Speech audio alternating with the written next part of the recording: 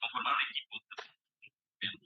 Y comentaba la doctora Tania, yo les fortalezco, digamos, ese comentario, es que si el director de la unidad no está enamorado, no está convencido, no tiene, digamos, muy bien detallado cuál es la importancia de un programa de no vamos a avanzar así ningún lado. Entonces, el director hospitalario es la clave, porque él es el, valga la redundancia, quien dirige las acciones que nosotros vamos a proponer. Sin embargo, el equipo también requiere de, digamos, intervenciones multifactoriales, disciplinares, en todos los procesos que existen en el mundo. Él es la clave y la clave también no es el magnético, la planta, este programa que puede ser idealmente un infectólogo. Sin embargo, yo conozco muchos programas de microbianos que no tienen un infectólogo, digamos, encargado del programa como tal. Y son intensivistas, internistas, incluso neumólogos, e incluso algunos hospitales, algunas enfermeras lideran el programa de microbianos, cada uno con cierto grado de complejidad. Pero bueno, la idea es que estén ahí, o sea, que alguien se enamore, que alguien tenga la idea de optimizar microbianos de alguna manera, porque forma se escucha, ¿de acuerdo? Entonces, en mi hospital, lo que nosotros tenemos involucrados en el programa de microbianos, obviamente, es el director, el área de calidad, las coordinaciones médicas y las jefaturas médicas y las son importantísimas. Coordinación informática, el área de farmacia hospitalaria, obviamente la unidad de vigilancia epidemiológica para hacer pues esos antibiogramas acumulados y de alguna manera proponer esquemas empíricos, entre comillas, basados en epidemiología, el área de laboratorio de epidemiología, que también es.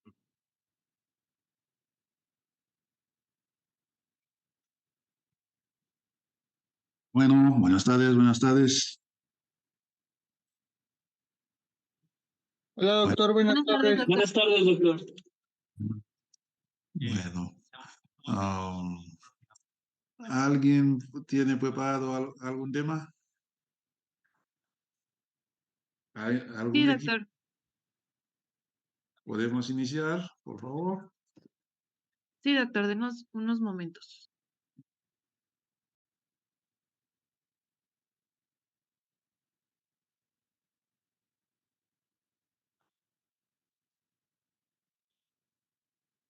Doctor, creo que aún faltan más compañeros. ¿Iniciamos o los esperamos?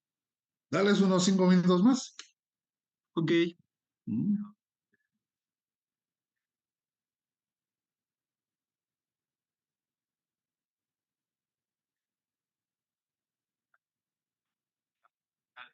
La lesión más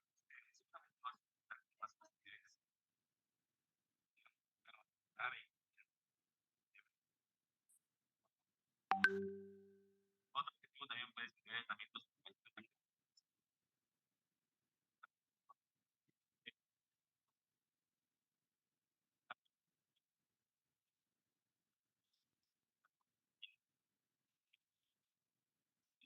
Y etcétera.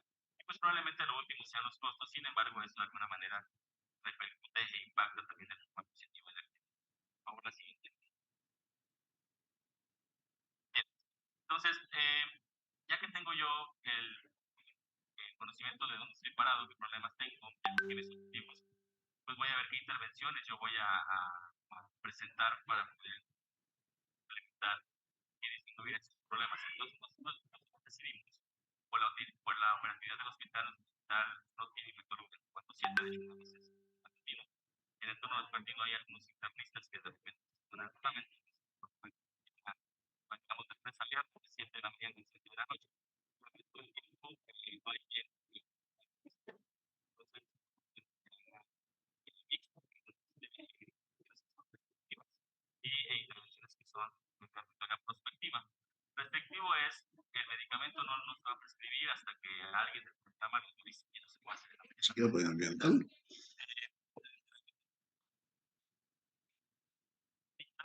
Les traía lo que dice que está de la condición, entonces ya en el caso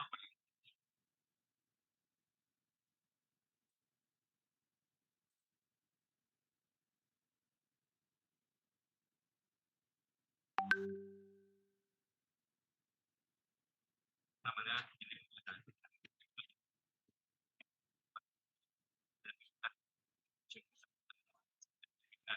ellos deciden poner el código de publicidad, generalmente procuramos que sea avanzado al día hospital. Y al siguiente día, o en el otro, para alguien del programa, y evalúa si evoluciona. Hay programas que son 100% restrictivos y hay programas que son 100% seleccionados.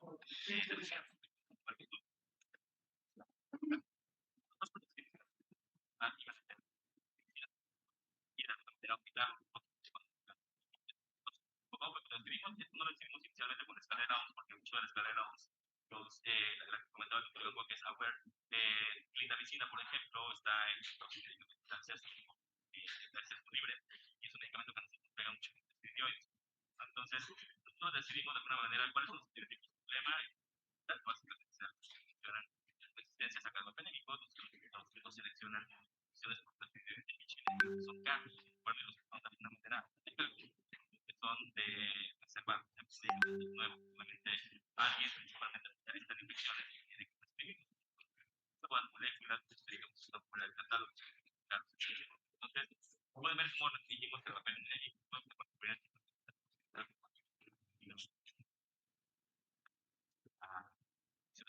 y que está en la parte de vigilar, nada más en la web la OMS, nosotros la restringimos porque sabemos que es un problema, y repito nuevamente lo que también reforzando decía el doctor Juan, cada hospital es diferente, entonces no quiere decir que ustedes tengan que tratar justamente con una u otra estrategia, eventualmente pues cada hospital puede decidir.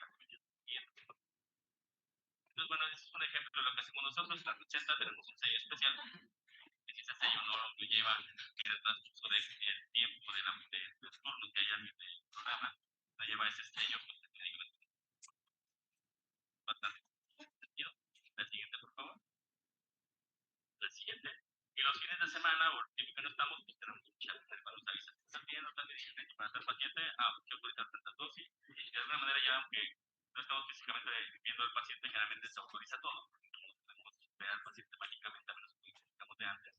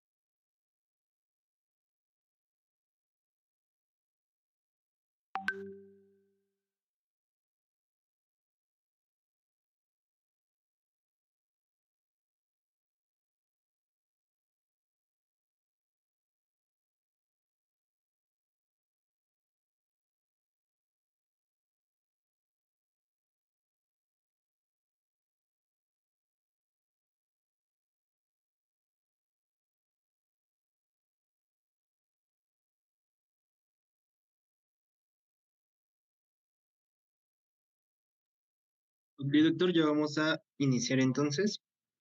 Muy buena tarde a todos. El día de hoy vamos a abordar el tema de demografía y lo voy a abordar junto con mi compañera Pérez Ortiz Claudia Angélica, Pérez Amelina Abigail, Rosendo Rea Carla Angélica y yo, Sánchez Ábalos, Christopher Ara.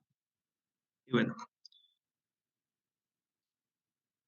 iniciando con esta parte de forma introductoria en cuestión de la demografía, vamos a hablar un poco, pues, de qué significa demografía de forma en etimología. Pues tenemos que demo significa pueblo o población y grafía significa descripción. Por lo tanto, demografía es la descripción de la población. La Real Academia Española de la Lengua pues nos dice que la demografía es el estudio estadístico de una colectividad humana referida a un determinado momento o a su evolución, lo cual pues es muy importante esta parte en cuestión, pues que nos dice que la demografía, pues vamos a estudiar tanto la población, colectividad humana, en un momento determinado o a través del tiempo, hablando pues de su evolución. Por lo que la demografía es una ciencia que estudia el tamaño, la composición y distribución geográfica de las poblaciones humanas en un momento dado y en sus variaciones en el tiempo. Por lo tanto, en la parte de un momento dado, pues tenemos que estamos hablando de una demografía estática, que más adelante lo vamos a hablar, y en cuestión de hablando acerca de su evolución o variaciones en el tiempo, estamos hablando de demografía dinámica. Por eso es que la demografía nos va a ayudar a resolver ciertas incógnitas, ciertas preguntas que nos vayamos haciendo, pues en cuestión de la población, tales como la pregunta de cómo es, en cuestión del tamaño de de la población, la composición de la población y la distribución espacial de la misma. De igual forma, en cómo es que cambia esta población, hablando así de la natalidad, de la mortalidad y de las migraciones, que pues estas tres nos van indicando los cambios pues, que va teniendo la población. De igual forma, cómo será, hablando en el futuro, teniendo así estimaciones o proyecciones de la población, y de igual forma ayudándonos a responder la incógnita de por qué es que cambia la población. Y pues justo la demografía, pues la podemos ejemplificar en estas imágenes que tenemos aquí, donde una de estas es del lado izquierdo, en la parte superior, tenemos lo que es una familia mexicana tipo de 1950 y del lado derecho una familia mexicana tipo del año 2000, donde vemos que las grandes diferencias o las diferencias más marcadas en estas dos imágenes es el número de integrantes que se encuentran en las fotografías, viendo que en la familia mexicana tipo de 1950 vemos que hay más personas que en la de los 2000. Esto debido a que, pues, obviamente en estos años, pues, las familias mexicanas de en ese entonces, pues, se acostumbraba o se tenía, sí, esa costumbre de tener más hijos a una comparativa en el año 2000, donde, pues, se comenzaron a tener menos hijos. Y, pues, hablando actualmente, de igual forma, la parte de la comprensión en este contexto de familias, donde pues obviamente ahora sabemos que existen diferentes tipos de familias, tales como la familia de origen, que estamos hablando de una familia tradicionalista, la familia extensa, donde hablamos que es una familia pues en la cual se incluye al abuelito, se incluyen a los tíos, se incluyen a los primos y demás, la familia nuclear, donde es mamá, papá, hijos e hijas, la familia reconstituida, la monoparental, la numerosa, la homoparental, la adoptiva, la familia de acogida, y de igual forma, pues sabemos que hoy en día una familia no necesariamente pues se necesita esta parte de que esté mamá, papá y hijos, ¿no? Una familia de igual forma es aquella pues pareja donde pues no necesariamente se tienen que tener hijos. Y pues de igual forma, pues la imagen del lado inferior derecho tenemos esta imagen de lo que es el Ángel de la Independencia, una del año de 1950 y otra del año 2019, donde pues justamente hablamos sobre esta transición que ha pues sucedido en cuestión de, digamos, lo poblacional, en que pues la de 1950 pues obviamente vemos que hay pocos automóviles, mientras que en el 2019 hay diferentes automóviles, vemos que hay más edificios, hay más población y demás, y pues en todo este parte, en este contexto de todas estas imágenes, pues es que pues nos ayuda a entender la demografía un poco sobre lo que es la población. Ahora bien, hablando en cuestión de la demografía en su relación con la salud pública, pues vemos que pues, nos va a ayudar la demografía a conocer las características de la población para así permitir planificar la respuesta a los problemas, las necesidades y demandas con programas y servicios de salud, que justamente como que todo esto ya lo vimos de igual en la materia de geriatría y gerontología, donde pues vemos que la demografía pues ayuda bastante porque antes de un contexto de, de la pandemia, antes de un mundo prepandémico, pues sabemos que pues antes del 2019 se tenían estimaciones de que pues obviamente pues se indicaba que pues a más años iba a haber pues más número de personas grandes, ¿no? O sea, iban a haber más ancianos en la población. Por lo tanto, esta parte de la demografía, donde nos está indicando, nos está dando una estimación, nos está dando una proyección de que, pues, van a haber más número, pues, de personas, de ancianos en la población, pues, esto permite a la salud pública planificar, ¿no? Dar programas y dar servicios de salud para que estas personas que van a llegar a la longevidad, pues, lleguen con una correcta salud, ¿no? Porque sabemos, si bien que pues el hecho de, pues obviamente de llegar a esta parte de los 60 años, de los 65 años, pues sabemos que pues en algunas ocasiones se contrae consigo a, pues obviamente enfermedades de forma crónica, ¿no? Y pues más que nada en esa parte de personas ancianas, pues sabemos que pues se llegan a acumular ciertas enfermedades crónicas. Por lo tanto, el sector salud debe de estar preparado para poder atender diferentes enfermedades crónicas en estas personas ancianas, ¿no? Y es justamente lo que nos ayuda a la demografía, pues obviamente en esta mano con lo que es la salud pública. Y pues tenemos lo que es una demografía estática, que era justamente lo que estábamos hablando al principio, y pues esta demografía estática nos habla sobre el estudio de la población en un momento determinado. Por lo tanto, en la demografía estática es la composición por edad, sexo y distribución de habitantes por variables biológicas y socioeconómicas. Por lo tanto, en la parte de demografía estática, pues hablamos de la edad, hablamos del género, de la ocupación, del estado civil, de la etnia, de la raza y demás. Y pues aquí tenemos lo que son los indicadores demográficos, tales como el índice de masculinidad, que es la relación entre varones y mujeres, que nos habla cuántos hombres hay por cada tantos de mujeres. De igual forma, tenemos lo que es el índice de analfabetismo, que es la relación entre analfabetas y alfabetizados. De igual forma, la población económica activa, que pues aquí es desde los 15 años hasta los 59 años en México y alrededor del mundo sería de los 15 a los 64 años. Y el índice de envejecimiento, que son los mayores de 59 años entre los menores de 15 años por 100. Y pues esta parte de la demografía estática y es que nos ayuda a obtener esta parte de los indicadores demográficos, más bien estudiar a la población en un momento determinado.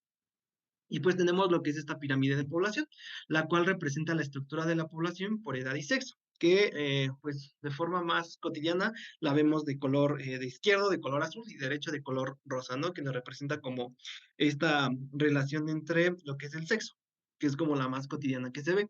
Esta, pues, tenemos que del lado izquierdo, del lado azul, tenemos lo que son los hombres y del lado derecho tenemos lo que son las mujeres, o de color anaranjado, lo que son las mujeres, ¿no?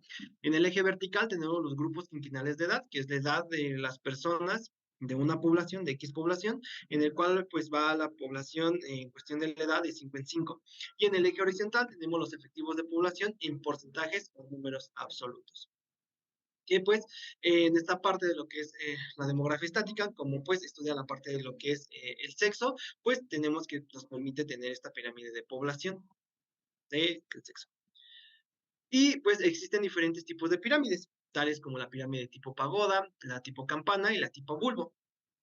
En la pirámide de tipo pagoda, también denominada expansiva o progresiva, tenemos que en esta tiene una base ancha por una alta natalidad y se estrecha rápido por alta mortalidad, llegando a una cúspide angosta. Este tipo de pirámides de tipo pagoda se ve más en aquellos países que están en vías de desarrollo, donde vemos que hay una alta natalidad y pues conforme van avanzando de edad, pues vemos que comienzan a morir de forma, digamos, como más rápido y pues vemos que se va estrechando de forma rápida en cuestión de la mortalidad, bueno, va en relación con la mortalidad. Y la siguiente, que es la pirámide tipo campana, transicional, también denominada o estable, vemos que en esta tenemos una base intermedia por reducción de la natalidad y se estrecha lentamente a la cúspide y pues esta se va como engrosando en cuestión de la cúspide. Y esta es más vista en países en desarrollo. Pues vemos que tal cual se llama pirámide estable, porque vemos como esta estabilidad en lo que es la natalidad y la mortalidad. Y la siguiente que tenemos es la pirámide tipo bulbo, o también denominada regresiva o envejecida, en la cual tenemos que la base es angosta por una baja fecundidad y por lo tanto una baja natalidad, y al centro y la cúspide son anchas por baja mortalidad y la alta proporción de adultos mayores. Entonces, esta pirámide de tipo bulbo de igual forma se llega a ver en países en desarrollo. Específicamente esta tabla que tenemos aquí de ejemplo en lo que son las pirámides tipo bulbo es de Alemania, donde vemos que pues hay una baja fecundidad, por lo tanto hay una baja natalidad, pero vemos que en este país pues comienzan a haber una baja mortalidad y comienzan a haber una alta proporción de adultos mayores, como de igual forma ya lo vimos en geriatría, gerontología, esto lo podemos ver porque pues respectivamente a avances tecnológicos dirigidos en cuestión del área de la salud, que estamos hablando de un país como es Alemania, pues que vemos que las personas pueden llegar a vivir más años, esta es una variable de tantas, pero pues podemos, pues tal cual adjudicársela y pues nos da este tipo de pirámide tipo bulbo, regresiva o también envejecida. Y pues hablando de este tipo de pirámides, de igual forma tenemos estas pirámides típicas o también algunas pirámides atípicas, que las de arriba son las pirámides típicas, que son las que hablamos, que la primera es la tipo pagoda, la otra es la de tipo campana y la otra es la tipo bulbo, ¿no? Pero si bien tenemos diferentes, hay pirámides atípicas, donde estas pirámides atípicas, pues se llegan a ver por, pues por diferentes situaciones, tales como la que acabamos de transicionar, que es la pandemia, donde hay una alta mortalidad de personas y pues se llegan a ver, bueno, se llegan a dar lo que son estas pirámides atípicas. En la primera que tenemos, en la primera imagen que tenemos, vemos que hay vemos que se comienza a aumentar el número de personas activamente económicas y esto se lo podemos adjudicar, que es esta parte azulita de aquí, esto se lo podemos adjudicar, por ejemplo, a la migración, ¿no? Donde vemos que en un país, pues empiezan a llegar personas activamente económicas en busca de trabajo, ¿no? Entonces vemos que nos da esta pirámide atípica, donde vemos que pues comienzan a aumentar las personas en esa población, pues activamente económicas. Y en la siguiente imagen, que es la de medio, vemos que en la parte de igual forma donde son edades activamente económicas, vemos que se empiezan a estrechar. Entonces aquí vemos que hay una salida de estas personas activamente económicas. Por lo tanto, pues se comienza a ser más pequeña, se comienza a ser más estrecha, lo que es la parte tanto como de hombres como de mujeres, y nos da esta pirámide típica, que podemos ver que son personas que emigraron de un país y como resultado en su país de procedencia nos dan lo que es esta pirámide pues atípica.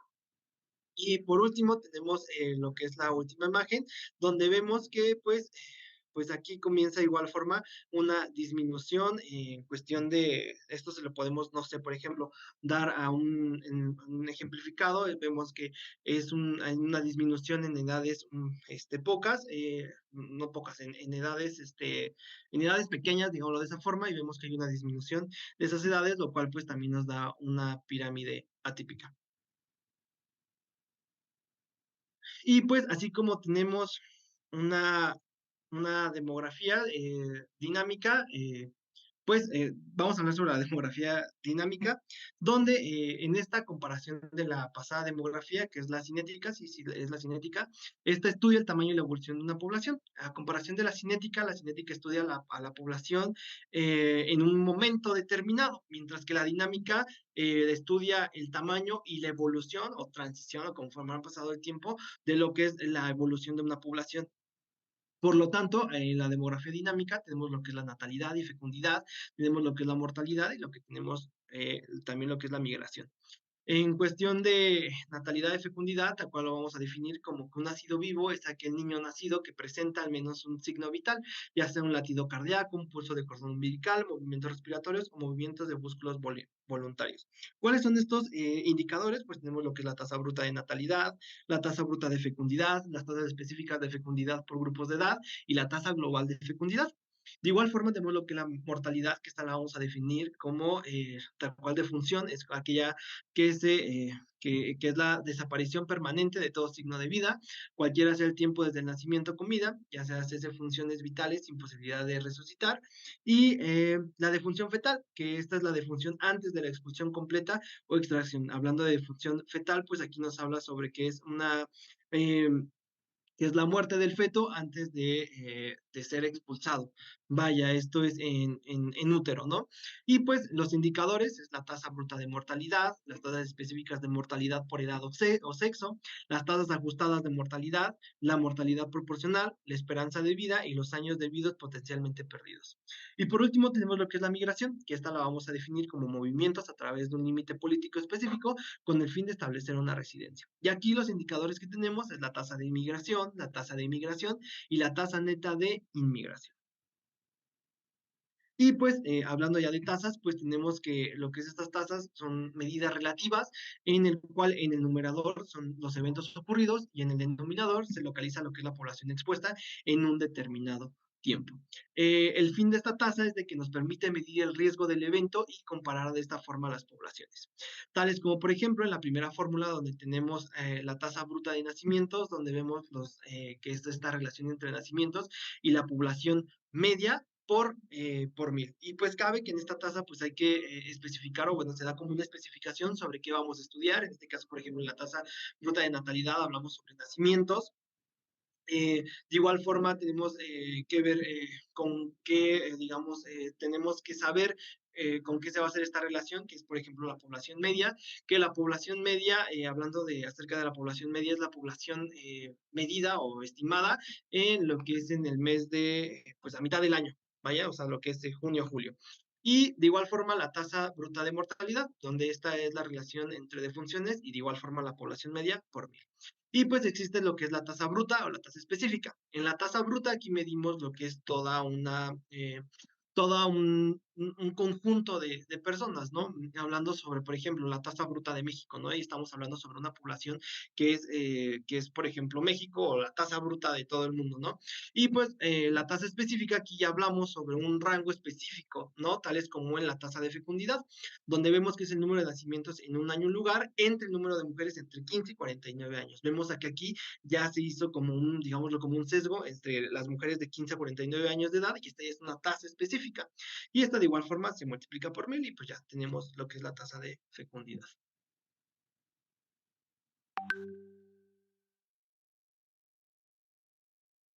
Muy bien, ahora vamos a hablar de mortalidad, que le podemos llamar mortalidad al número de personas que fallecen en un lugar o en un periodo determinado, y pues aquí van a existir varias causas de muerte, como pueden ser accidentes o enfermedades. Siguiente, por favor.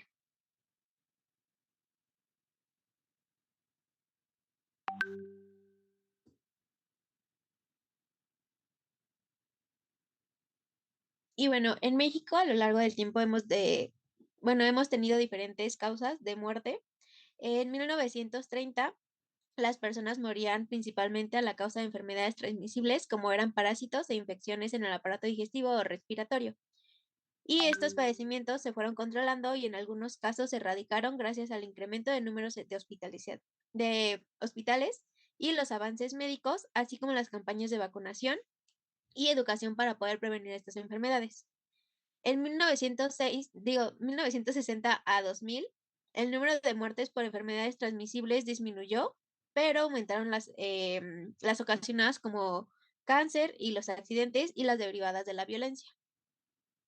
Para el 2005, las principales causas de muerte fueron enfermedades al corazón, tumores malignos y diabetes mellitus. Y en el 2021, a nivel nacional, las principales causas de muerte fueron COVID-19, enfermedades del corazón y diabetes mellitus. Siguiente.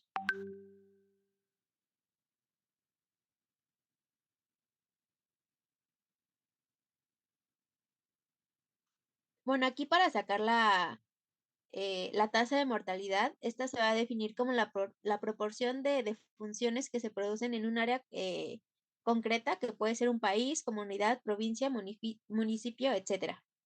Y respecto a su población total a lo largo de un año. Y normalmente este se va a expresar en un tanto por 1000.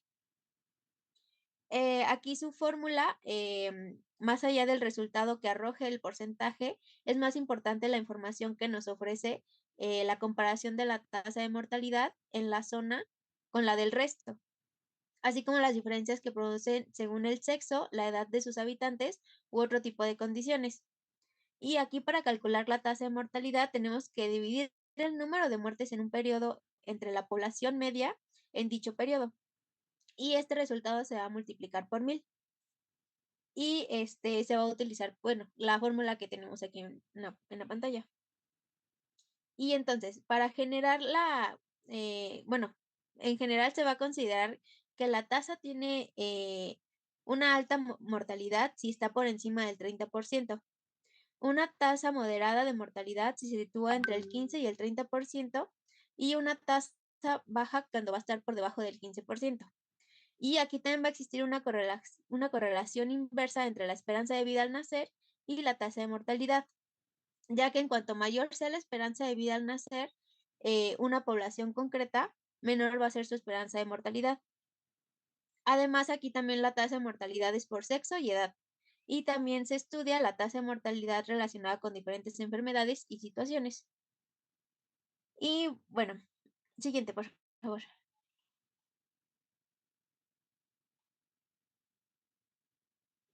Y bueno, como podemos ver en esta gráfica, son los fallecimientos de México a lo largo de tiempo. Y como podemos ver, pues en el 2021 el número de muertes fue más de 1 millón en comparación al 2020, que se registraron un incremento de más de 35,000 defunciones. Siguiente.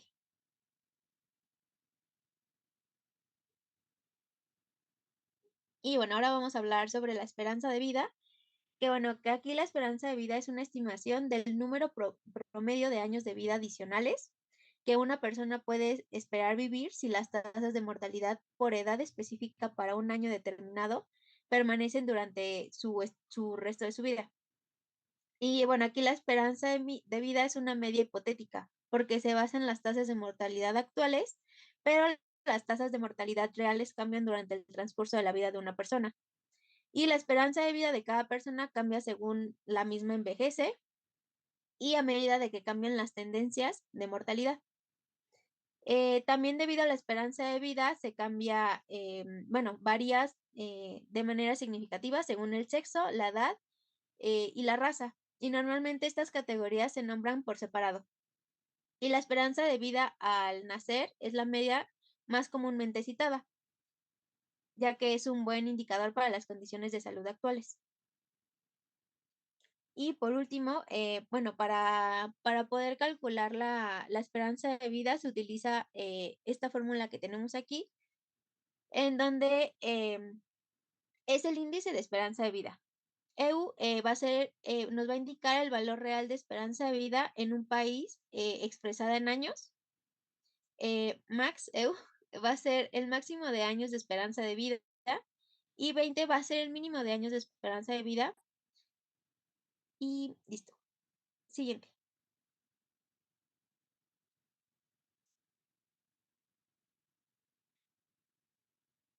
Y bueno, aquí en México la esperanza de vida del 2008 al 2021, que es al nacer, se ha mantenido relativamente constante en años recientes, con valores de 74.71 a los 75.35 años. Aquí se estima que las personas que nacieron en el 2021 tienen una esperanza de vida de 75.35 años, mientras que aquellas nacidas en un año antes podrían llegar a vivir en un promedio de 75.23 años. Siguiente.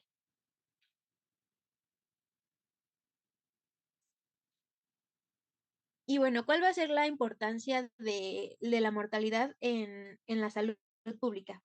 Este va a ser un indicador clave en la salud pública, ya que permite evaluar la efectividad de las medidas preventivas y de tratamiento de una población determinada. Aquí la mortalidad también va a ayudar a identificar las principales causas de muerte y las tendencias de salud, los que nos va a permitir orientar los recursos y las políticas de salud de manera más efectiva. Siguiente.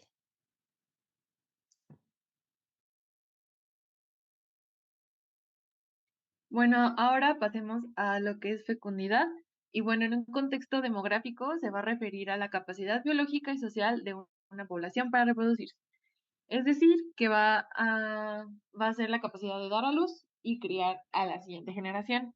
En medida de la tasa de nacimientos en una población durante un periodo específico, generalmente esta va a estar expresada con el número promedio de hijos nacidos vivos por una mujer en edad fértil. Generalmente, pues va a ser entre 15 y 49 años en un determinado periodo de tiempo, como un año o varios años. Y bueno, la fecundidad es uno de los componentes claves de la demografía de un país y va a tener un impacto bastante significativo en varios aspectos en el desarrollo y la dinámica poblacional. En el aspecto de crecimiento poblacional, la fecundidad alta va a consistir en el crecimiento poblacional literalmente, mientras que una baja fecundidad puede llevar a un estancamiento o disminución de la población. Entonces, la tasa de fecundidad influye directamente en la cantidad de nacimientos y, por lo tanto, en el tamaño y estructura de la población. Así que la edad va a afectar a la población en el aspecto de que una alta fecundidad puede llevar a una población joven con una proporción relativamente alta de niños y jóvenes, mientras que una baja fecundidad puede resultar en una población envejecida con una proporción mayor de personas pues mayores. Y una alta fecundidad también puede ejercer presión sobre los recursos de un país, incluidos pues obviamente los servicios de salud, educación y empleo. Un rápido crecimiento de la población puede dificultar la provisión adecuada de estos servicios. Ahora, en cuestión de la planificación del desarrollo, la fecundidad influye en la planificación del mismo desarrollo, porque las tasas de natalidad afectan las demandas futuras de pues los servicios y de los recursos. Entonces, los gobiernos y otras instituciones deben considerar la fecundidad al formular políticas de salud, educación, empleo y seguridad social. En cuestión de economía y fuerza laboral, es que una población envejecida puede resultar en una disminución de la fuerza laboral, lo que va a afectar la productividad y sostenibilidad económica. Y en el cambio social y equilibrio de género, podemos ver que la fecundidad va a influir en el equilibrio de la población. En algunos casos, pues las preferencias culturales, sociales, y también los hijos varones pueden llevar una selección de género en la fecundidad. También va a reflejar cambios en las normas y valores sociales, así como la participación de mujeres en la fuerza laboral y la educación. Bueno, una mayor participación. La siguiente, por favor.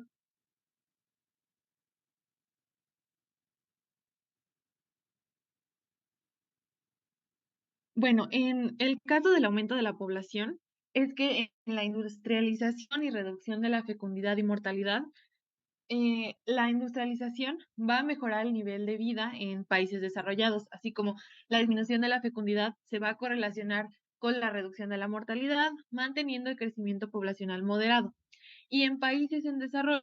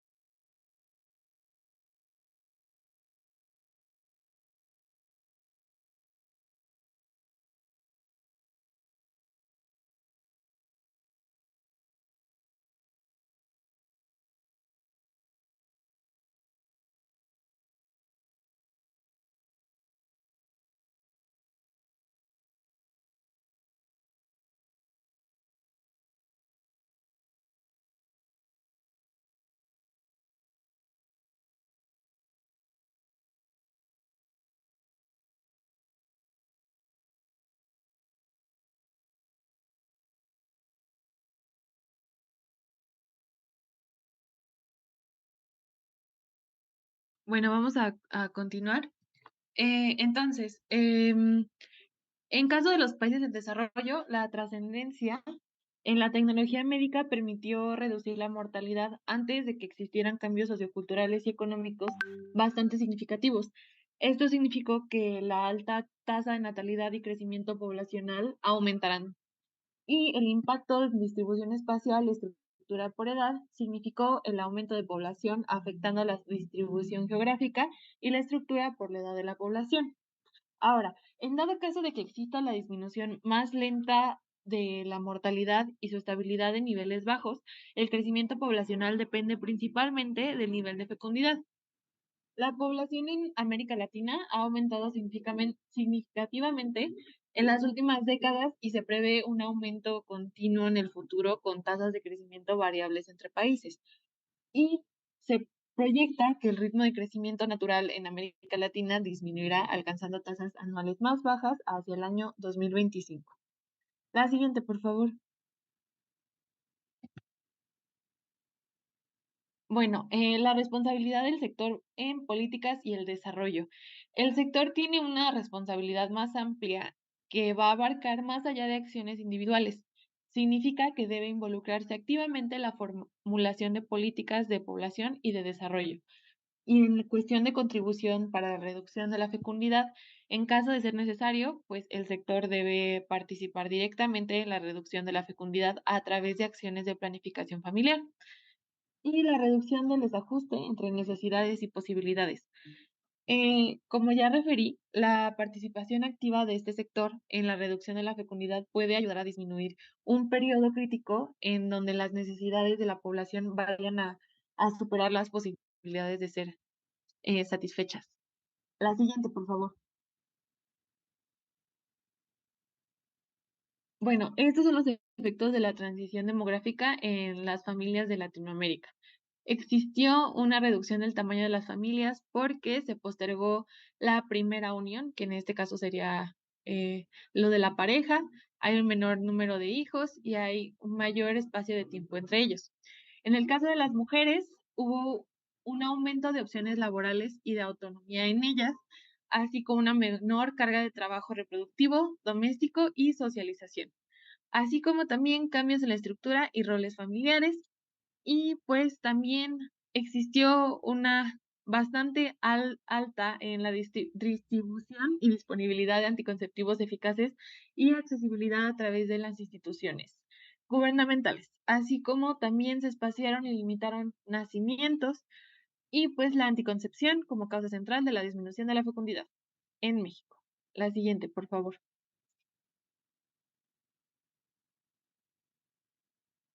Bueno, ahora hablemos sobre la migración y su distribución espacial. Primero, en el contexto demográfico sanitario, la migración se refiere al desplazamiento de individuos o un grupo de personas de un lugar a otro, ya sea dentro del mismo país o entre países, como implicaciones específicas en la salud y el bienestar de la población afectada. Este tipo de migración puede tener diversos motivos, que pueden ser la búsqueda de mejores oportunidades económicas, mejor acceso a servicios de salud o inclusive acceso a servicios de salud, la huida de conflictos armados o la persecución política. En este contexto, la migración puede influir en la distribución de las enfermedades, en la disponibilidad y calidad de la atención médica y en la exposición a factores de riesgo para la salud. Los migrantes van a enfrentar y pueden enfrentar desafíos adicionales en términos de acceso, pues a los servicios de salud, barreras lingüísticas, diferencias culturales y sociales, así como riesgos específicos de salud asociadas con la migración, que pueden ser enfermedades transmitidas por vectores, enfermedades infecciosas y problemas de salud mental debido a la adaptación a nuevas condiciones y al entorno. Entonces, aquí podemos encontrar que van a haber diferencias climáticas, socioeconómicas y culturales, también en el entorno, y estos van a influir en la distribución de enfermedades y el acceso a la atención de salud. Y aquí también encontramos diferencias entre la población urbana y rural, como la disparidad demográfica y de salud entre estas áreas, y se debe a gran parte a factores sociales, económicos y culturales. Y tanto en áreas urbanas como rurales se encuentran sectores con diferentes niveles de bienestar, incluyendo pues la extrema pobreza. Y han habido un gran aumento de la población urbana en América Latina en las últimas décadas, lo que tiene implicaciones en la distribución espacial y los servicios de salud. Y el crecimiento urbano, pues resulta en gran parte para la migración áreas desde áreas rurales. Y esto implica que la disponibilidad de servicios de salud van a ser pues desafíos epidemiológicos. Y bueno, la migración temporal relacionada con los ciclos agrícolas puede generar desafíos a las capacidades de servicios de salud para atender a la demanda y para abordar problemas de las enfermedades. En caso de la migración internacional, existen migraciones hacia países vecinos por motivos laborales y migración voluntaria o involuntaria debido a razones políticas o conflictos armados. Y otro punto, pues muy importante, es la vulnerabilidad de los migrantes ilegales, porque va a estar disminuida el acceso adecuado a atenciones de salud y remuneración inferior. Ahora, en la situación de los refugiados políticos, puede no tener los mismos beneficios económicos que pues los migrantes laborales, y esto va a generar impactos sociales y económicos en el país receptor. La siguiente, por favor.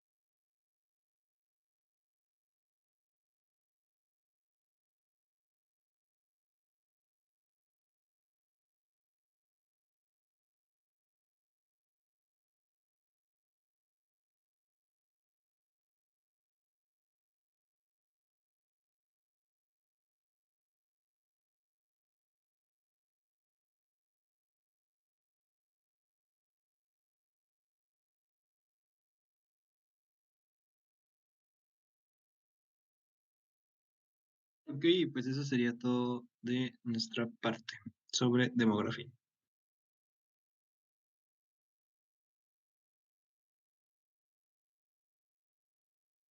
No sé si tengan alguna duda o algo que gusten agregar.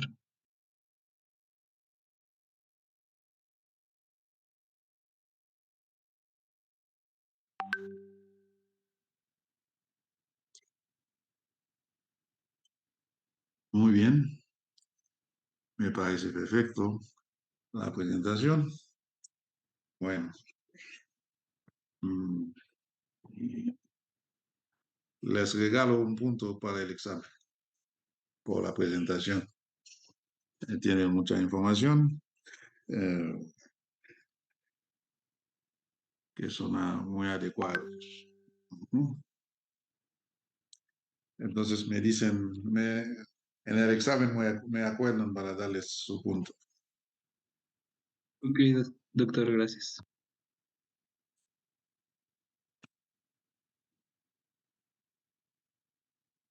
Bueno, ¿alguien más va a decir algo? De mi parte, no, doctor.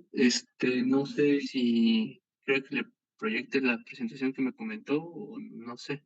Entonces, proyectame lo de, pues para eso, pues no hay gran cosa que decir. Comparte a sus compañeros la presentación. Como ya les dije, pues me tienen que enviar las presentaciones con los nombres de los ponentes.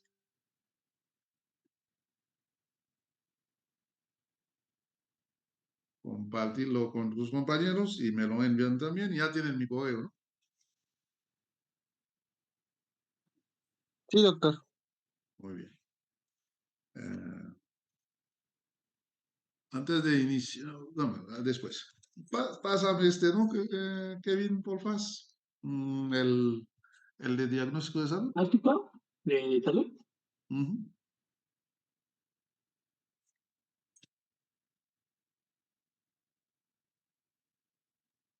Deme un momento.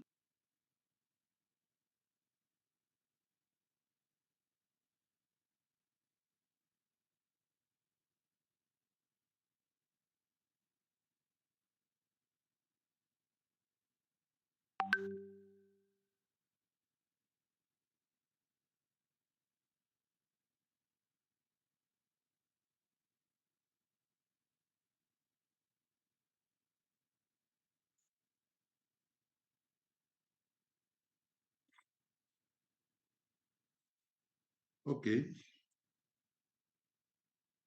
Pues vamos a iniciar para que ustedes puedan iniciar a preparar su diagnóstico de salud para el curso. Ese va a ser el producto final del curso, es el diagnóstico de salud que ustedes van a tener que preparar para poder tener acceso al tercer parcial. ¿Ok? Bueno, y es, como ya les dije desde el principio de clase, pues hay, por eso doy diagnóstico de salud antes del segundo parcial. Normalmente los doy en el segundo parcial, pero esta vez, como es un semestre corto, lo empezamos desde ahora. Entonces, un diagnóstico de salud, pues es un elemento clave, es un elemento clave para la planeación. Entonces, usamos un diagnóstico de salud. Un diagnóstico de salud no es como ustedes hacen como en clínica, hacen un diagnóstico individual para un paciente. El diagnóstico de salud en el aspecto de la salud pública es para toda la población. Entonces, es decir, puede ser toda la población, puede ser una comunidad. Entonces, vamos a ver los aspectos, todos los aspectos que engloba una población que puede ocasionar daño a su salud. Por eso vamos a estudiar, tenemos que saber ese diagnóstico de salud. Y el diagnóstico de salud lo que permite hacer es planeación, como ustedes acaban de decir en su presentación de demografía, es parte de lo que tenemos que hacer. La demografía es parte de un diagnóstico de salud. Por eso lo estamos estudiando. Municipios saludables que ustedes van a ver es parte de lo que conforma un diagnóstico de salud. Entonces, un diagnóstico de salud sirve para la planeación de los servicios de salud. La planeación, promoción, protección y prevención de salud. Es para eso nos sirve un diagnóstico de salud. ¿Qué? Pasaré. Aún se dan cuenta que no estoy diciendo lo mismo que está ahí, pero no se preocupen, es lo mismo. ¿Ok? Bueno. Entonces, hay que entender la definición de la OMS, para englobar el diagnóstico de salud. La definición de la OMS, si ustedes se dan cuenta, es el estado de bienestar completo, físico, mental y social. Entonces, ¿qué es lo que ustedes van a estudiar precisamente en un diagnóstico de salud? ¿Cómo está viviendo estas poblaciones? ¿Cómo nacen? ¿Cómo viven? Cuáles son su ambiente social, qué es lo que le hace enfermar, qué es lo que le ocasiona la muerte, la enfermedad. Todo eso es lo que ustedes van a estudiar en un diagnóstico de salud. ¿Okay? Nosotros no vamos a leer definiciones, nada más quiero que sepan que la definición de la OMS de 1946, entonces indica eso, es lo que da pauta al diagnóstico de salud. Porque si ustedes estamos siendo repetitivos, ustedes se dan cuenta que hemos dicho que uno de los principales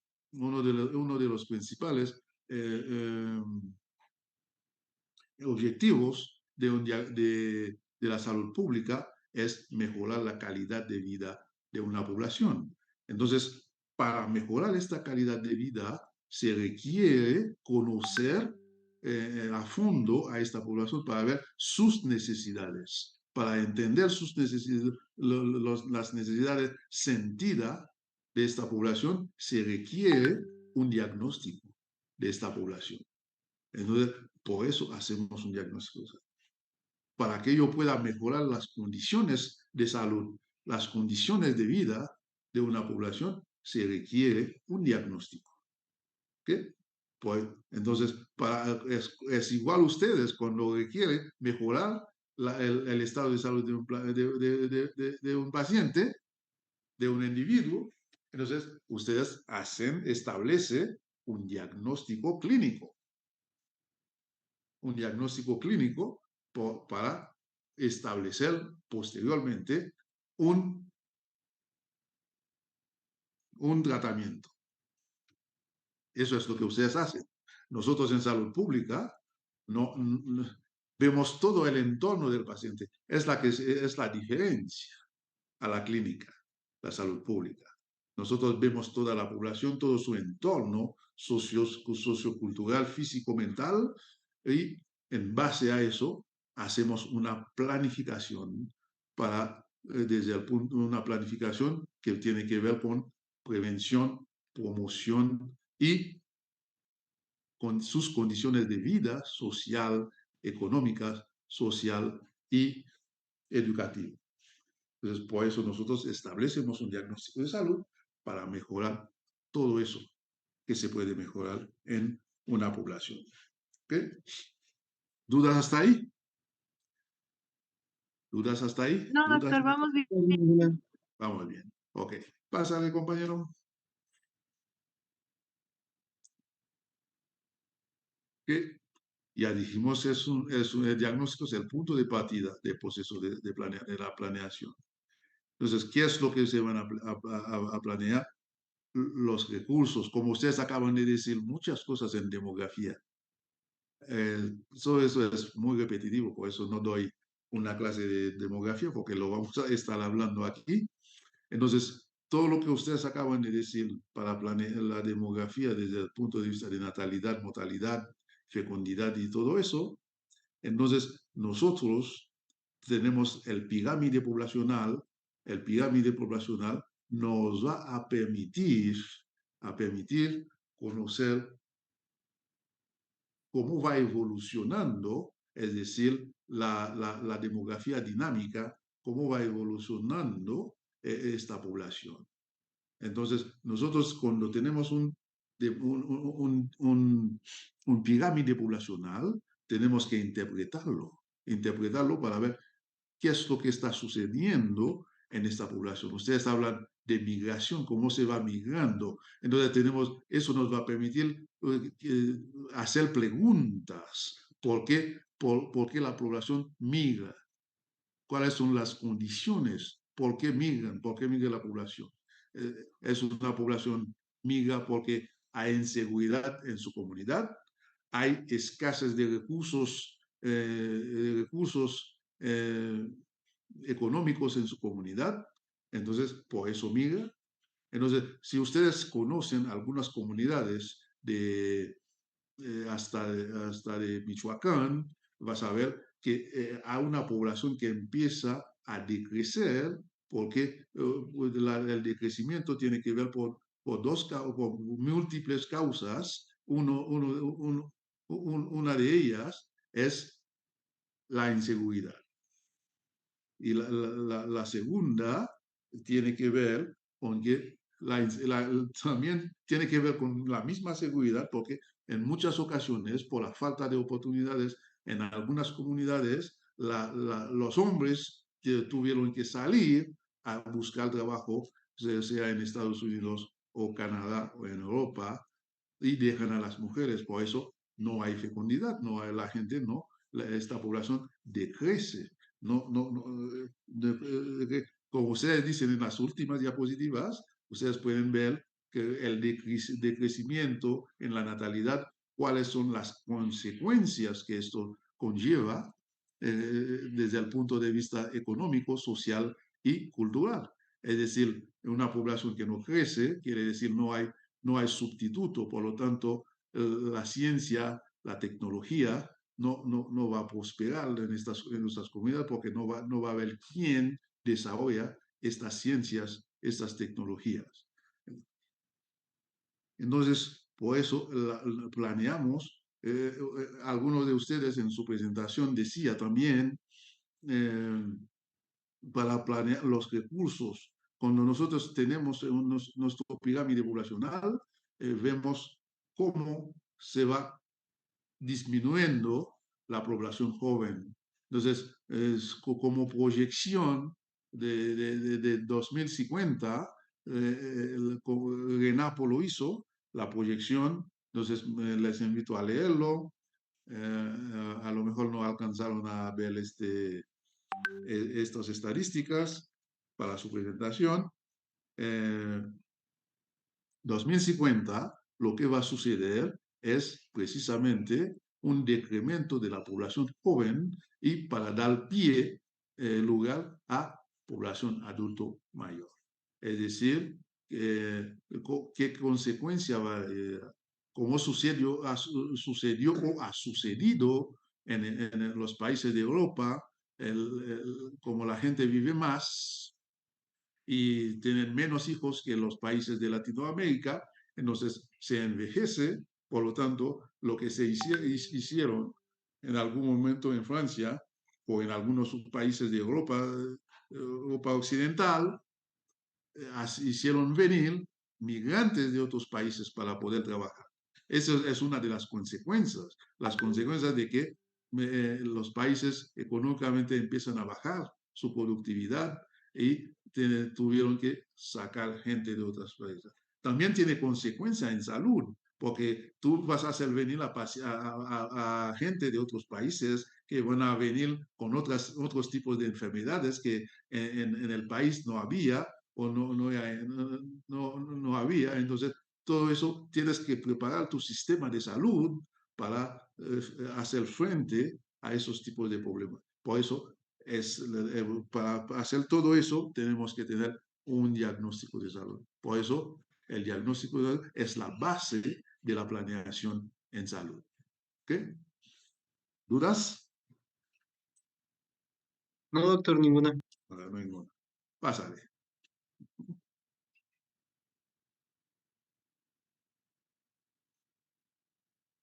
Esas son definiciones, no vamos a pasar, no vamos a eternizar en las definiciones. Ok, aquí.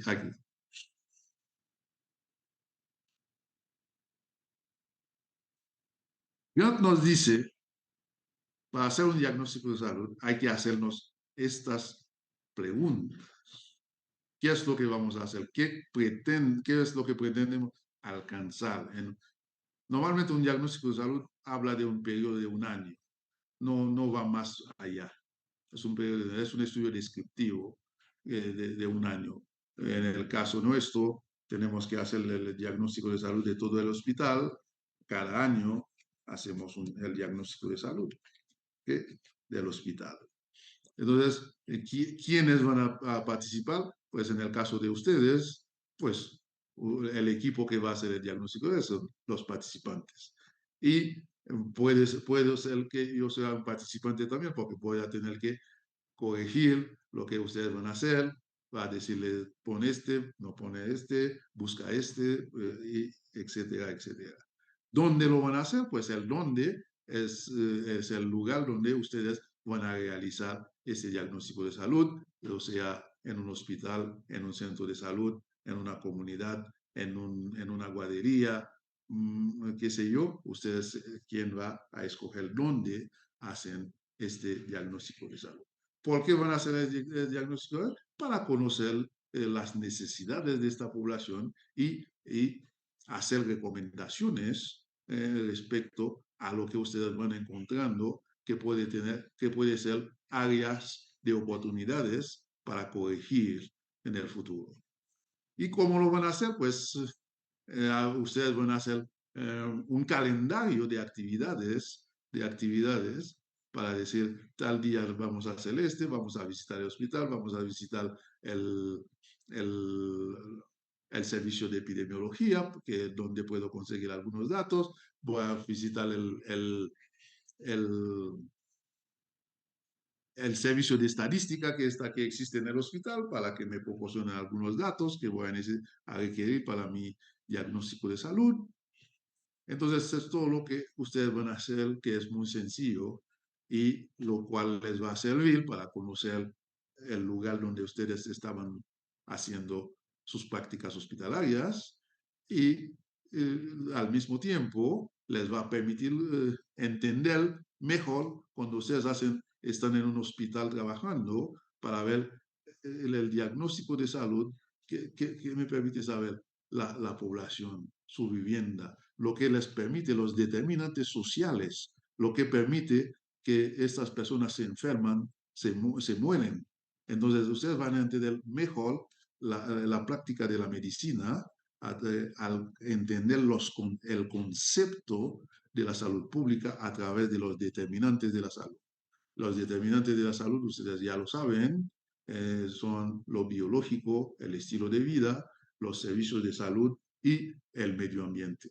Entonces, ustedes van a hacer a conceptualizar tus pacientes en base a esos determinantes para ver por qué se pueden enfermar de eso o de otras. Cuál es la relación que existe entre el lugar donde vive esta persona y su enfermedad.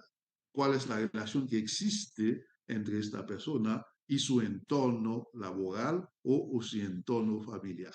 Por ejemplo, un paciente con tuberculosis, entonces tenemos que, como médico, que viene con ustedes hacen un diagnóstico de probable tuberculosis y van a solicitar los estudios de cultivos, de BAL y todo eso. Entonces, no nada más hay que contemplarse de solicitar los estudios, también hay que hacer un estudio de entorno del paciente para ver de dónde proviene esta enfermedad. Entonces, no nada más ver al paciente, hay que ver también su entorno, porque en algún momento lo que requiere, el objetivo del médico es de la epidemiología es cortar esta cadena de transmisión.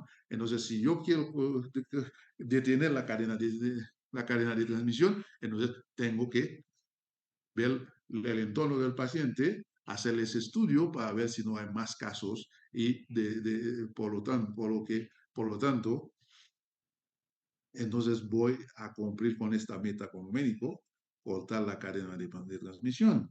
Entonces, si nada más veo a este pacientito y lo veo, le digo, tuberculosis, y lo mando a epidemiología, no termino mi trabajo, el hecho de que tú lo transfieres a epidemiología. Tú tienes que saber el entorno de ese paciente si no hay más casos. ¿Okay? Entonces, por eso el diagnóstico de salud. Por eso tienen que entender los determinantes sociales de la salud. ¿Okay? ¿Dudas, preguntitas? ¿Hasta ahí? Vamos No, bien, doctor. Vamos. todo bien. Adelante, seguimos.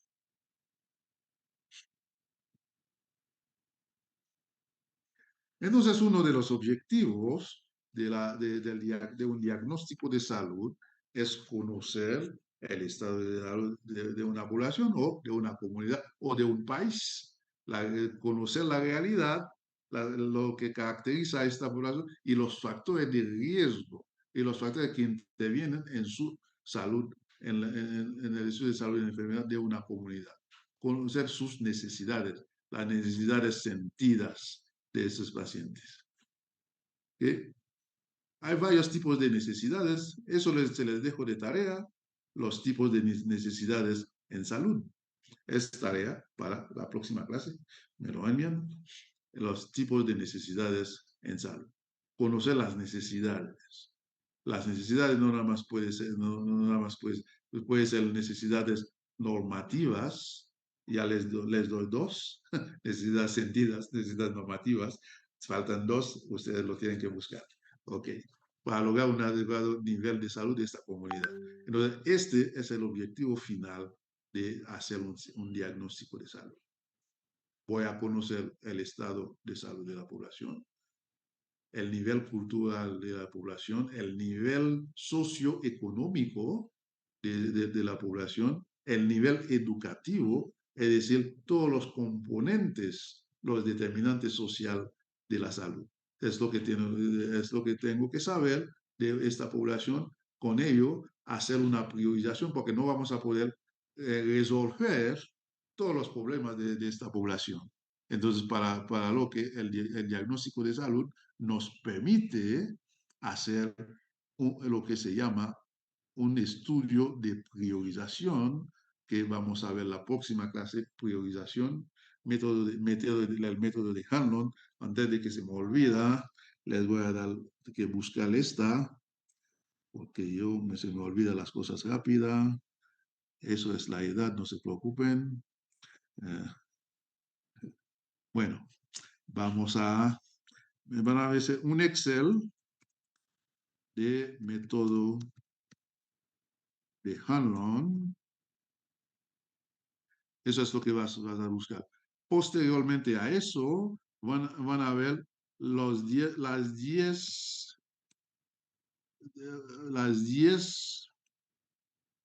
primeras causas. Les estoy ayudando a hacer el diagnóstico de salud, de mortalidad y movilidad en su hospital.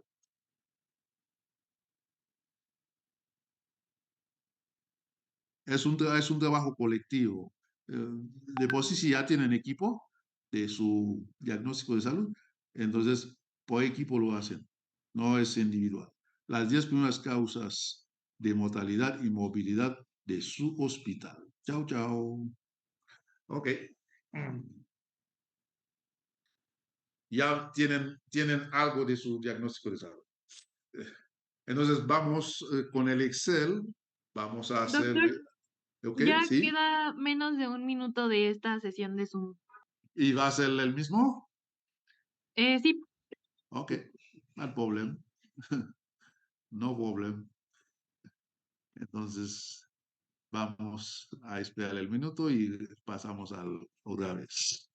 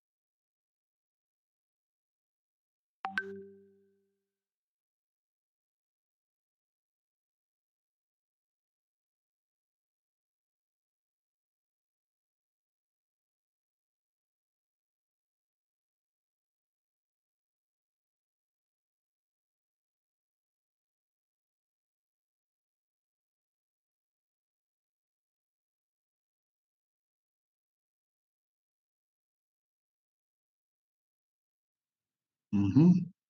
Ok, seguimos.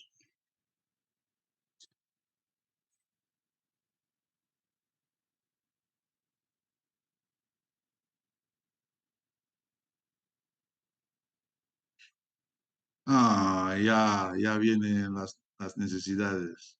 Bueno, ya lo van a conocer. Ni modo. Eh,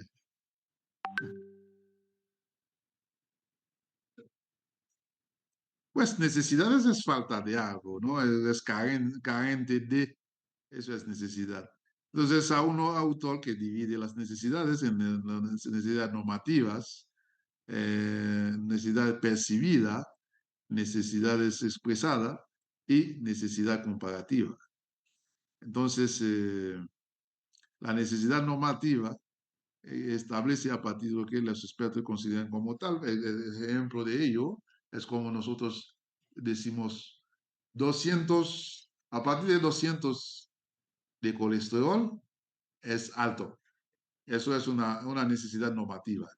Eh, a partir de 126 de glucosa en ayuno, eh, pues es diabetes. Esa es una necesidad normativa.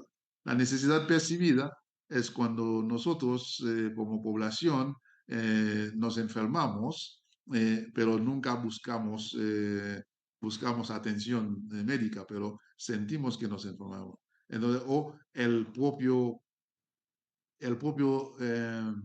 ah, el propio prestador de servicio de salud, pues se puede dar cuenta que esta persona está enferma, pero no busca atención médica. Por eso estamos hablando de necesidad percibida. Y la necesidad expresada es cuando la persona pues acude a un servicio médico, hace la demanda médica, acude a ese servicio médico.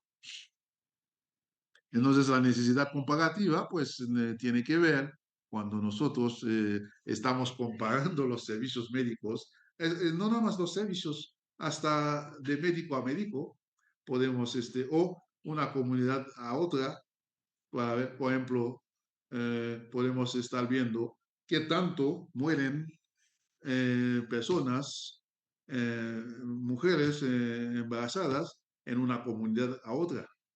Podemos estar comparando estas comunidades. Ajá.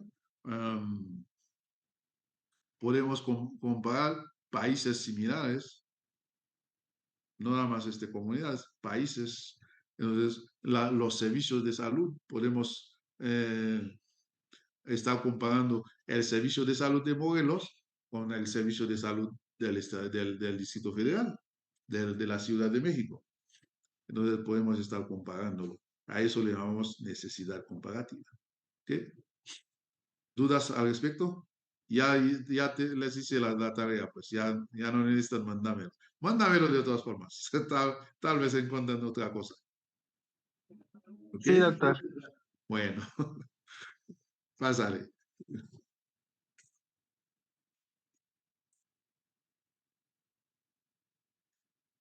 Entonces ya definimos definimos el diagnóstico de salud, que es un conjunto de información.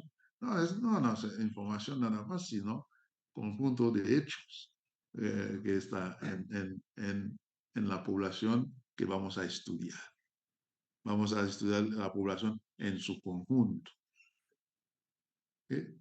Por eso tenemos que conocer su demografía, cómo está constituida esta población, cuántas mujeres hay, cuántos hombres hay, qué servicios de salud tienen, con qué cuentan. Eso es lo que tenemos que saber. Qué actividad cultural tiene en su comunidad, dónde hacen sus actividades culturales, religiosas. También hay que dar a conocer las religiones, que es el nivel educativo de esta población, para saber por qué se enferman de eso. Eso nos va a permitir saber la historia natural de la enfermedad que está en esta población. ¿Okay? Next. Adelante. Adelante. Ok, ya hablamos de eso. Bueno, entonces, características de un diagnóstico de salud. Las características de un diagnóstico de salud. El diagnóstico de salud tiene que ser objetiva,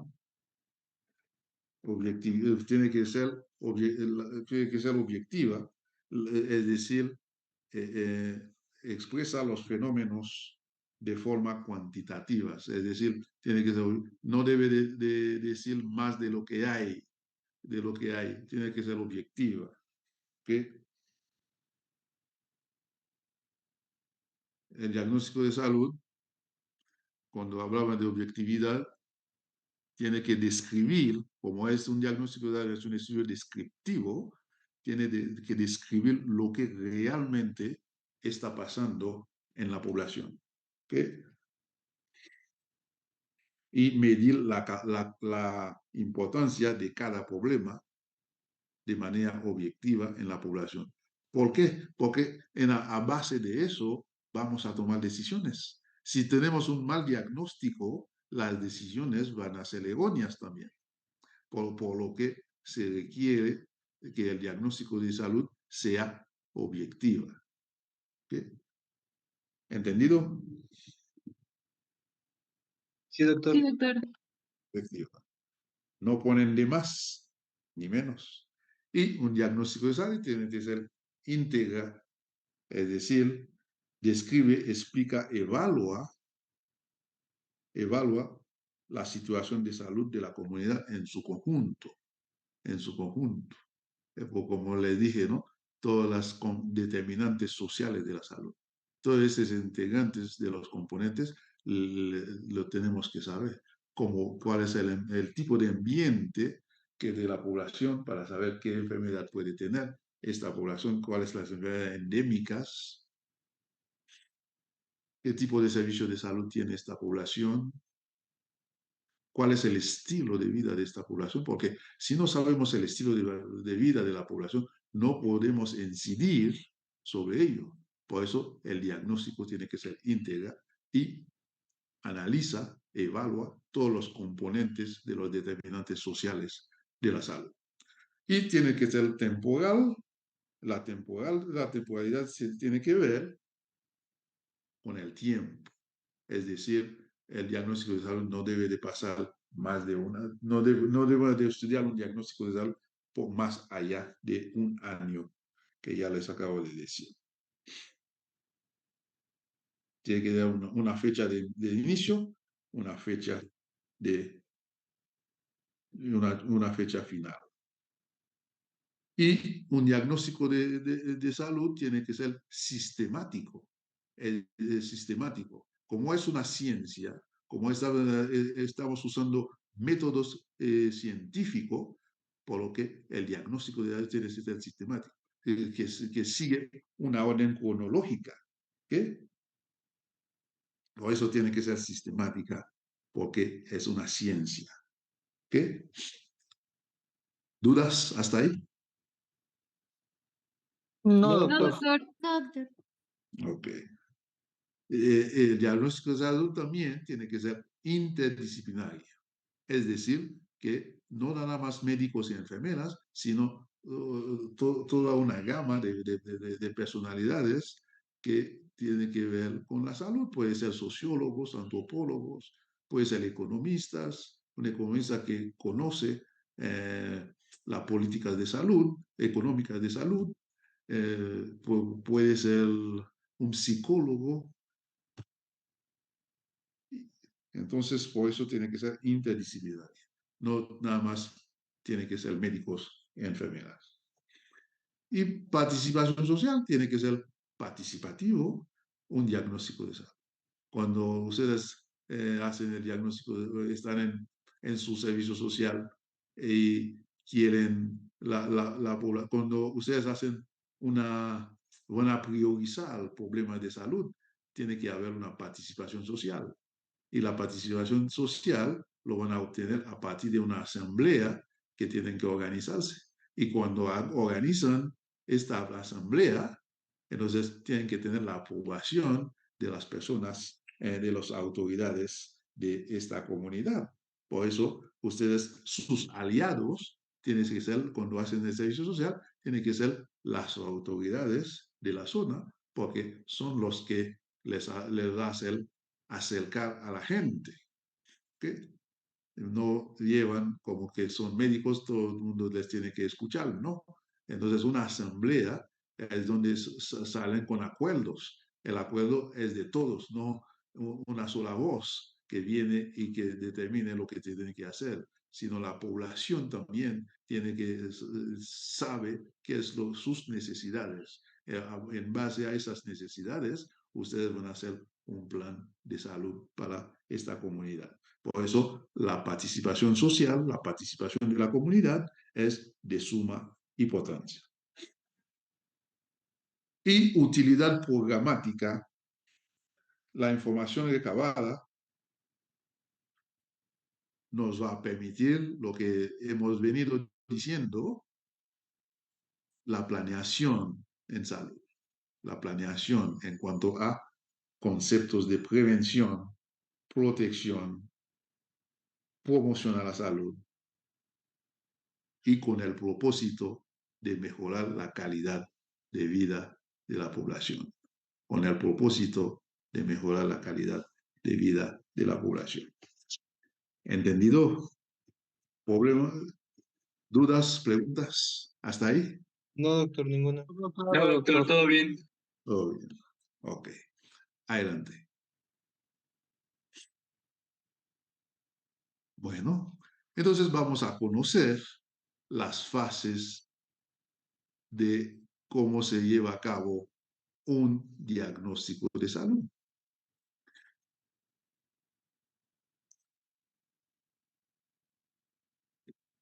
Entonces, la primera fase de un diagnóstico de salud es la fase preparatoria. Lo que acabo de decir al último, vas a preparar su diagnóstico, la fase preparatoria. Tienes que hacer asambleas con comunidades, asamblea con autoridades. No lo van a hacer en realidad en el diagnóstico de salud, pero sistemáticamente es la metodología que se tiene que seguir si uno quiere hacer un diagnóstico de salud. Por ejemplo, en el caso de una tesis que ustedes quieren trabajar en una comunidad, con una comunidad, esos son los pasos que tienen que seguir. Si van a hacer una tesis en una comunidad, eso sí. Pero en el caso de nuestro diagnóstico de salud que van a entregar, no van a hacer tantas cosas, sobre todo la fase preparatoria, porque no de hecho lo van a hacer, porque por lo menos van a pedir permiso para obtener la información en los hospitales. Entonces, eso es la fase preparatoria en el caso de ustedes. Pero si ustedes van a hacer algún día una tesis en una comunidad, entonces la fase preparatoria es hablar con la gente de la comunidad para saber sus necesidades. Y la fase de recolección de datos puede ser fuentes primarias, fuentes secundarias. En la fuente primaria, por ejemplo, ustedes pueden establecer una encuesta y la encuesta va a ser su fuente primaria. ¿Okay? Las fuentes primarias, como nosotros sabemos, son las fuentes, estas fuentes son generadas por el autor mismo. En el caso del diagnóstico de edad que ustedes van a ser el autor y la encuesta va a ser de ustedes son los que van a levantar esta encuesta de salud. Entonces, por lo tanto, esta encuesta va a ser su fuente primaria de información. Y la fuente secundaria de información va a ser lo que van a recabar de la red hospitalaria de vigilancia epidemiológica, de las estadísticas hospitalarias, de INEGI, de RENAPO, de Coneval. Entonces, todo eso es donde... Y también a una plataforma de información en salud que se llama InfoSalud, es donde ustedes pueden encontrar muchas informaciones de todos los hospitales del país. ¿Ok? InfoSalud se llama. Lo único que no sé si está al alcance de todos, es esta plataforma. Tendría que verlo, yo lo checo y les digo. Si no, la información lo pueden recolectar de INEGI y de Coneval o RENAPO. Esos sí son al alcance del público. No sé si InfoSalud es al alcance del público. Déjame checar, lo checo, les aviso. Si no, pues de todas formas, tienen al INEGI, que es público, a Coneval, que es público. De hecho, Coneval y INEGI acaba de salir su encuesta de salud y vivienda, encuesta de salud y vivienda, que ustedes pueden consultar para ver cómo vamos, cuáles son las principales enfermedades, cómo se va dando la evolución de la pobreza en el país. Si ha disminuido o ha aumentado, cuáles son los factores que ocasionan su aumento, su disminución o su aumento. Todo eso se puede hacer análisis. Hay muchas cosas que analizar. Por lo tanto, tienen que saber, tienen que leer la encuesta cada 2 años sale esta encuesta. De hecho, acaba de salir hace 2 semanas. Ustedes pueden verlo, de INEGI y de Coneval. Los dos hablan de salud. Entonces, ustedes pueden ver la pobreza en el país, cómo ha disminuido, según ellos, de menos de 5 millones de personas sale de la pobreza. Eso es lo que dice. Pero hay que leer todo para sacar una conclusión. ¿Okay?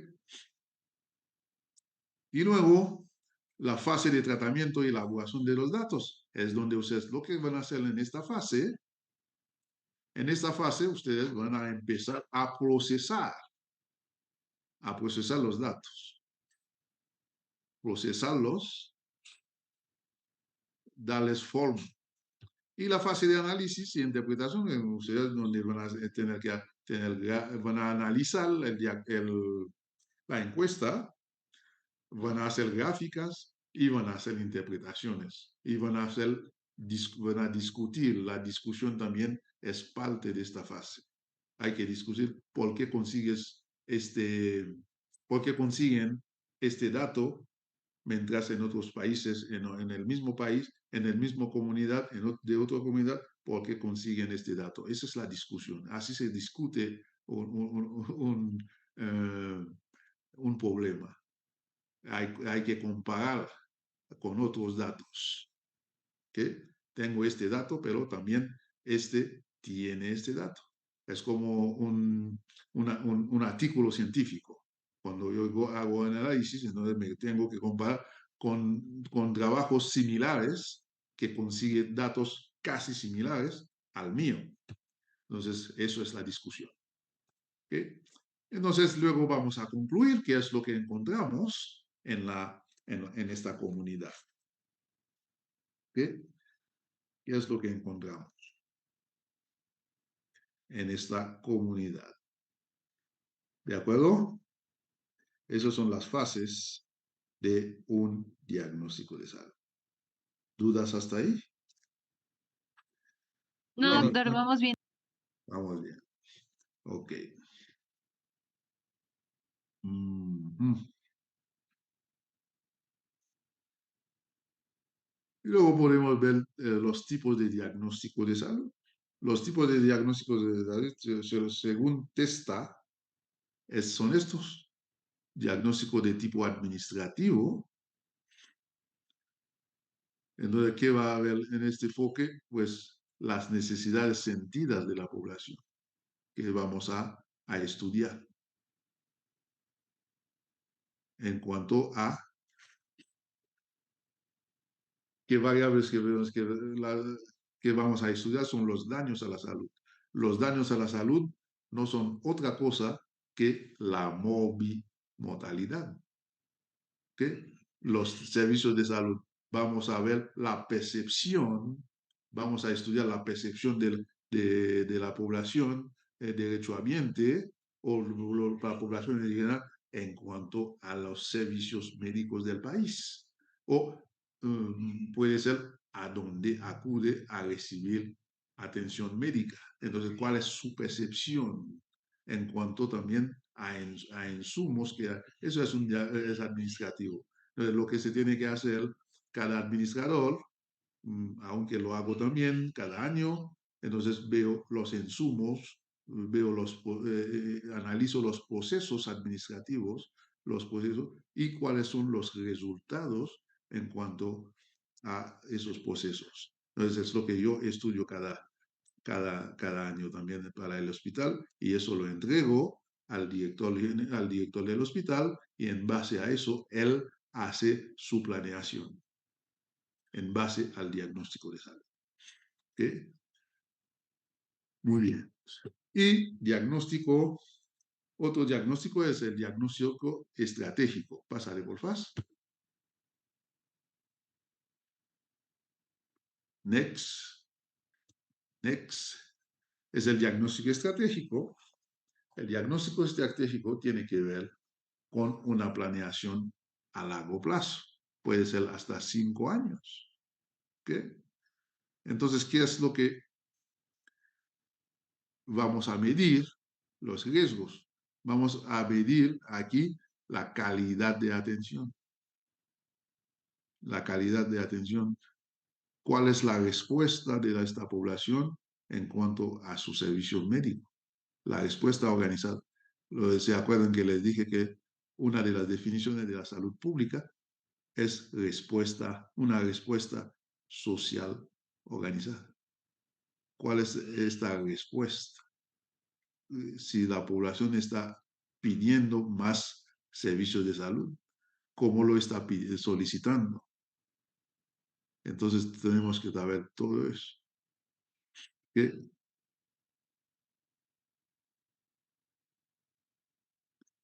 Y lo ideológico pues tiene que ver con, por ejemplo, todos, como ahorita que hay una discusión sobre los libros de textos, no hay gobierno sin ideología. Todos los gobiernos tienen ideología.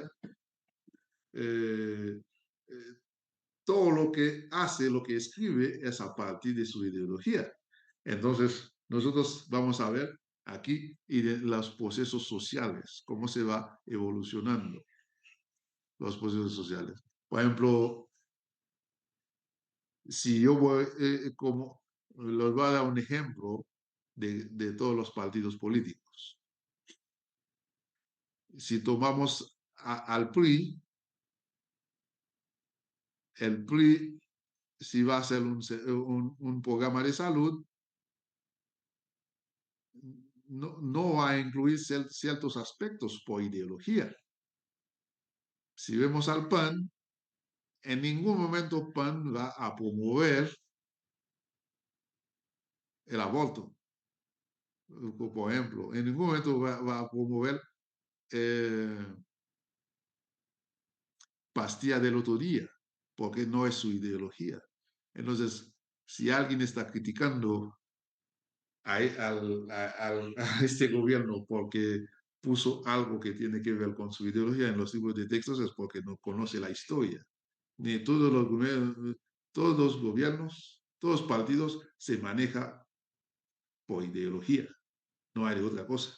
Entonces un programa de salud, si se acuerdan, los que habían nacido durante el gobierno de Calderón, que todavía viven en el gobierno de Calderón, se dan cuenta, pues en el IMSS no aceptaba personas, un homosexual no podía afiliar a su pareja homosexual. Eso es ideología. Entonces no es otra cosa. Entonces hay que ver qué tan igual estamos, la equidad. En lo ideológico tendríamos que ver la equidad más que una orientación política. La igualdad es lo que se busca, se debería de buscar, la equidad es lo que se debería de buscar en un sistema, en un programa de salud ideológico.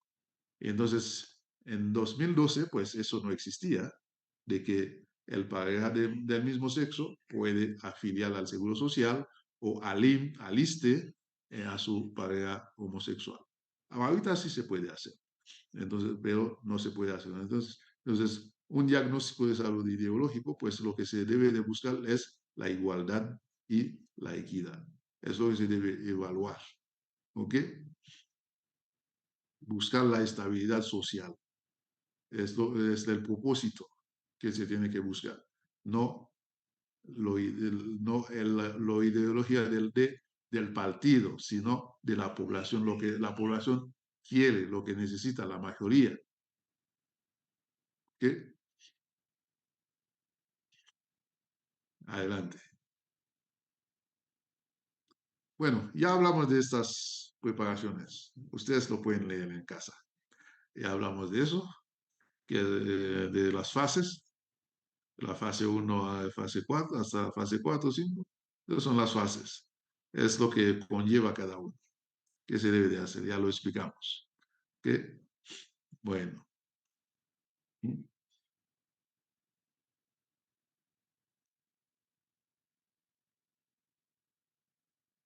Entonces hay que evaluar también cuando, ustedes no van a hacer una evaluación porque no va a haber tiempo para hacerlo, pero se podría evaluar también una evaluación. Evaluación quiere decir, vamos a medir el objetivo con lo logrado.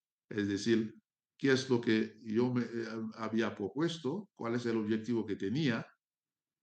Si yo digo voy a reducir de 5% la mortalidad infantil en 2 años, entonces tengo que evaluar.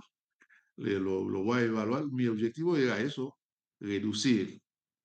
Entonces voy a ver qué tanto se ha reducido, a reducir de 5% la mortalidad materna, por ejemplo, en 2 años, digo. Entonces tengo que evaluar para ver si este objetivo se está cumpliendo. Si no se está cumpliendo, tengo que ver el por qué. Por eso tengo que evaluar. Todo lo que hay que medirlos. Todo lo que no se mide, no se conoce. Como no se conoce, no se puede cambiar. Todo lo que hacemos lo tenemos que medir. ¿Okay? Por eso hay que evaluar. La evaluación es de suma importancia en cualquier ámbito de la vida. Lo usamos en salud pública para evaluar los servicios, para evaluar los recursos, los insumos. Lo usamos, pero hay que evaluar para ver dónde estamos y qué es lo que nos falta para lograr esta meta. Por eso hay que evaluar. Evaluar no es poner un puntaje a algo. Evaluar es medir. medir. Lo que no se mide, no se conoce. Como no se conoce, no se puede cambiar. Como si estoy en mi servicio social, no me puedo dar cuenta en mi censo de embarazadas que la mayoría de las niñas tienen entre 14 y 17 años. Entonces, si no hago, si no hago eso, ¿cómo puedo hacer promoción a la salud para corregir esto en mi comunidad? Entonces, por eso tengo que saber, tengo que medir. Cuando mido, la medición me va a hacer tomar decisiones. Y para planear también. Para planear, planeación quiere decir ver el futuro. ¿Y por qué planeo? Porque necesito cometer el menor error posible. Por eso tengo que planear. Que hay, una de las fases es la fase de la evaluación del objetivo. Pero ustedes no van a hacer evaluación porque no va a haber tiempo, pero tienen que saber que existe en un diagnóstico de salud. ¿Ok? Adelante. Es todo en diagnóstico no es todo el diagnóstico porque todavía no hemos hablado de la estructura de un diagnóstico de salud. Cómo está estructurado un diagnóstico de salud. Espero que pueda yo. Mañana creo que le voy a mandar al jefe de grupo, la estructura del diagnóstico de salud. La persona que iba el equipo que iba a exponer diagnóstico de salud puede hacer estas diapositivas.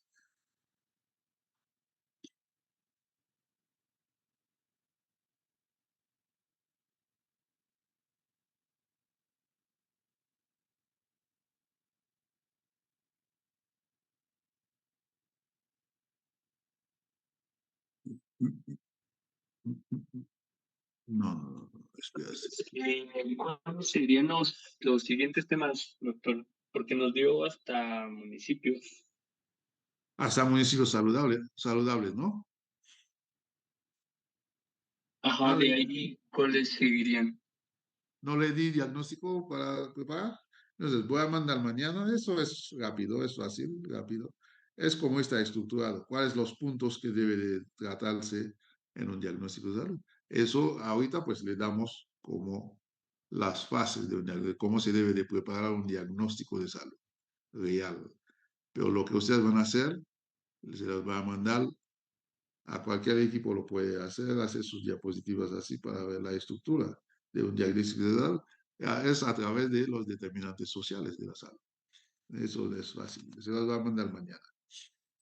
¿Ok?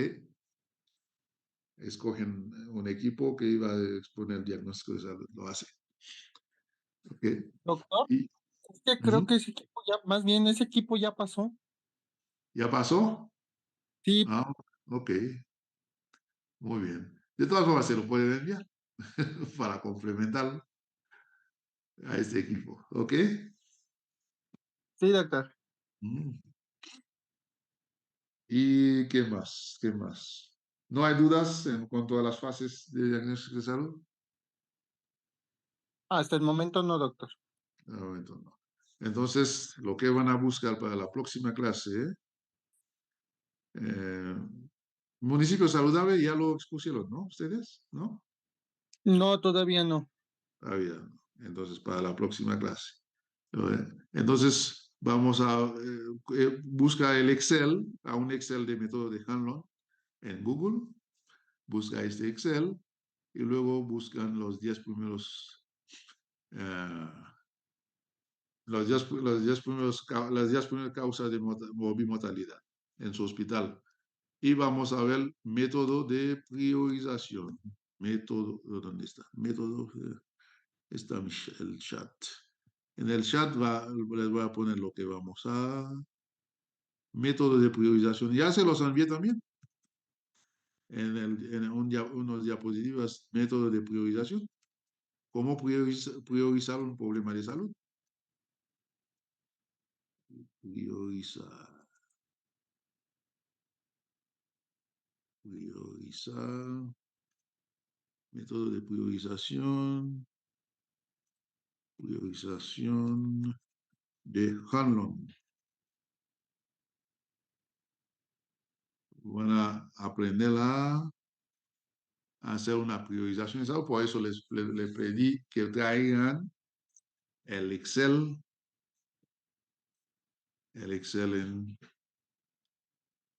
para iniciar con eso. ¿Ok?